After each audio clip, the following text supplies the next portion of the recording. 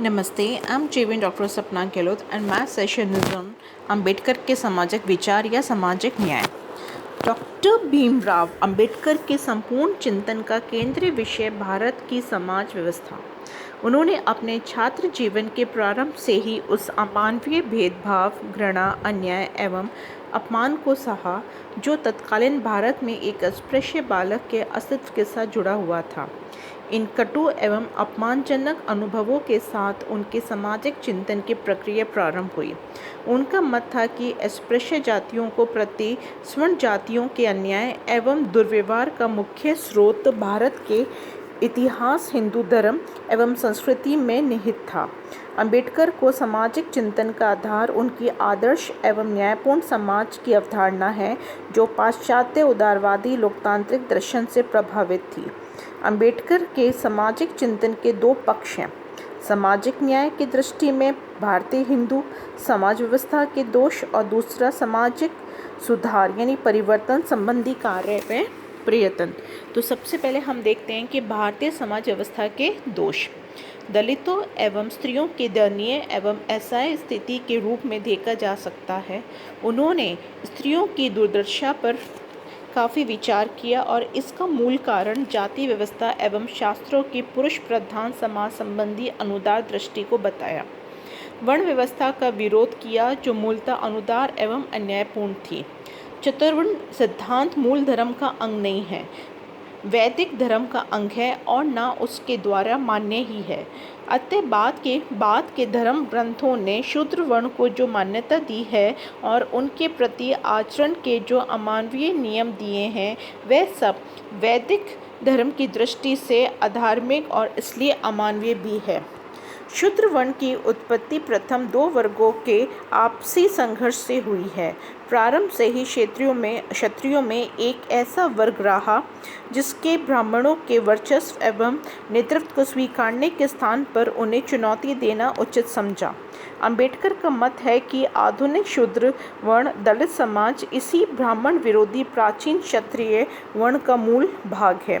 ब्राह्मणों ने अपने प्रतिद्वंदी क्षत्रिय वर्ग के उपनयन आदि धार्मिक संस्कार बंद कर दिए, जिसके कारण समाज में उनकी स्थिति वैश्यपूर्ण से निम्न हो गई और कालांतर में वे शूद्र क्षण में परिवर्तित हो गए। अंबेडकर के अनुसार व्यक्तियों की क्षमताओं के आधार पर तीन स्थायी वर्ग या वर्णों में समस्त व्यक्तियों का वर्गीकरण सैद्धांतिक दृष्टि से अनुचित और व्यवहार से असंभव है। अंबेडकर के अनुसार वर्ण व्यवस्था में शूद्रों की हीन स्थिति के लिए ब्राह्मणवाद उत्तरदायी है। अंबेडकर का मत है कि जाति व्यवस्था के उदय ने वर्ण व्यवस्था के महत्व को घटा दिया, किंतु इससे ब्राह्मणों के वर्चस्व पर कोई प्रतिकूल प्रभाव नहीं पड़ा। उनका जैसे उच्च स्थान वर्ण व्यवस्था में था, वैसे उच्च स्थान जाति व्यवस्था में भी बना रहा। अंबेडकर के विभिन्न आधारों पर जाति व्यवस्था का विरोध किया है। गुण एवं प्रतिभा का तिरस्कार। जाति व्यवस्था के अनुसार समाज में व्यक्ति का समाज उसकी जाति के आधार पर पूरा होता है।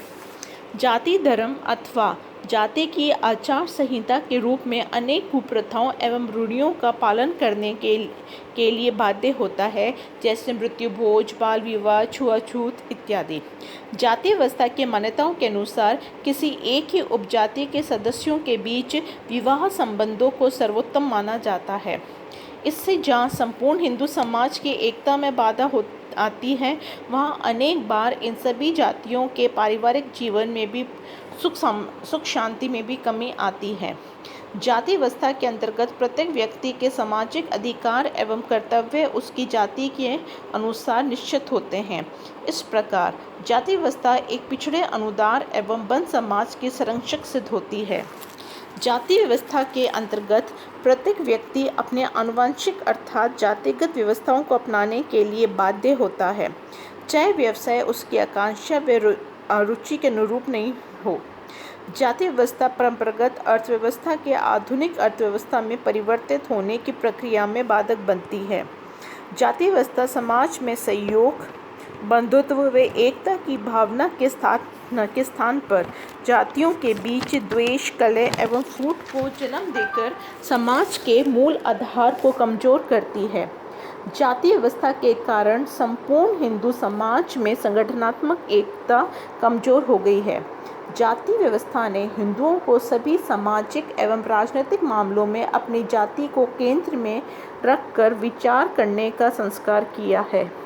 अतः वे कभी भी संपूर्ण समाज व राष्ट्र के सामान्य हित की दृष्टि से विचार करने व संयुक्त रूप से कार्य करने में असमर्थ रहे हैं। जाति व्यवस्था ने राष्ट्रीय स्तर पर जनमत निर्णय के कार्य को बहुत कठिन बना दिया है। जाति व्यवस्था ने हिंदू समाज में राष्ट्रीय एकता एवं अखंडता के विचार को कमजोर किया है।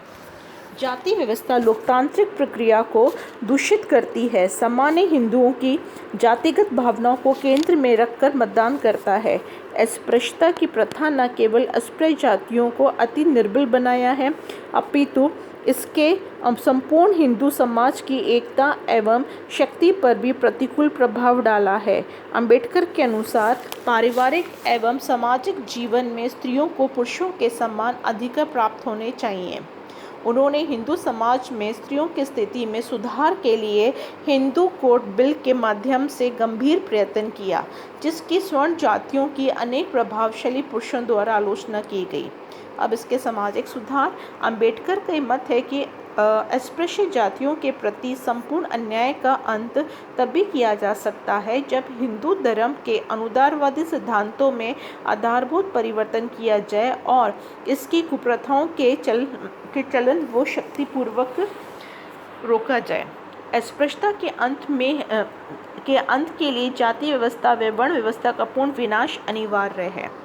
अंबेडकर के अनुसार समाज में उचित स्थान व सम्मान प्राप्त करने के लिए दलितों को अपने आचरण व व्यवहार में पर्याप्त परिवर्तन करना होगा।